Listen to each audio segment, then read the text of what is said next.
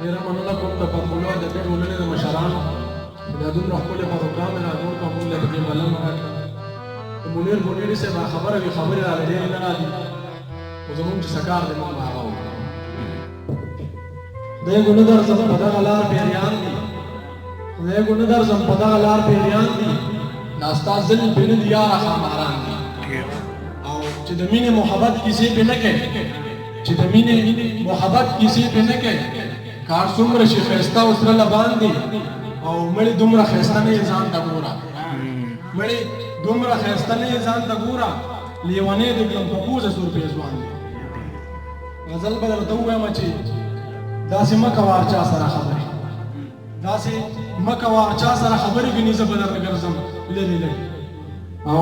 چې څوک دومره د سلام اصلات دې نشته چې څوک دومره د سلام اصلات دې نشته راځه ماله دواړه لیکو به سندرې څوک دومره د سلام اصلات دې نشته راځه ماله دواړه لیکو به سندرې او اول پاسه د شاهین پرواز زده کړه اول پاسه د شاهین پرواز زده کړه نو بیا ووخه د باز په شان وځلې او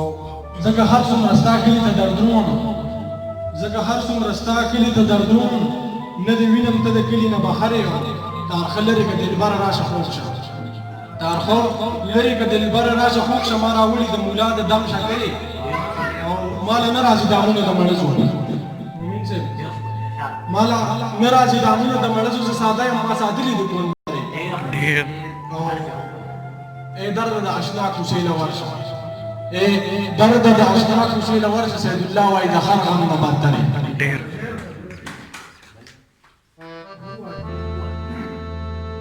نظم بدل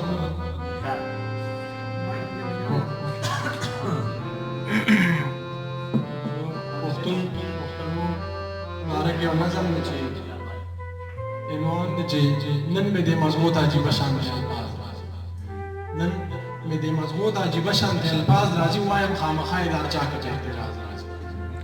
مخکې به ویډه د چې د کلي کې په اخترو تل کېږي اوس ډزې د ځوانانو په لښکرو پلار یې مړي سر شي زوی یې لال شي په خنجرو مور یې لار د ګورې زوی مې تللی د سحرو خروم به پرې روټۍ ځکه چې تللی د نهرو ستړی په انتظار شي سر ورواسي د ورو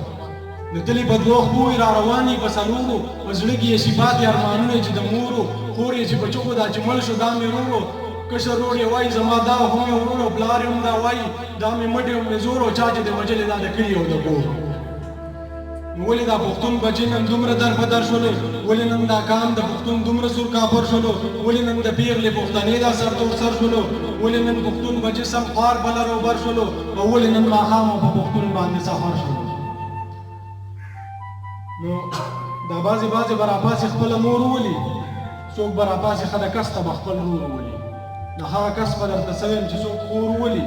وروسته خفه وي هغه وخت شپېلی نه اور وولي خپل خو لا پرېږده دا دوه درې ورسره نور وولي او دا بعضې سور ظالم پکې ټول کور وولي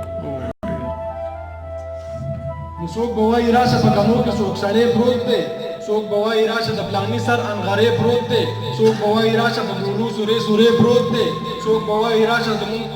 کور سره زمری پروت دی او څوک به وایي راشه زمونږ کلي کې زلمی پروت دی نو مه کوه پوښتنه الله پاک له به جواب ورکې ولې د عمل ورله ته دومره نن خراب ورکې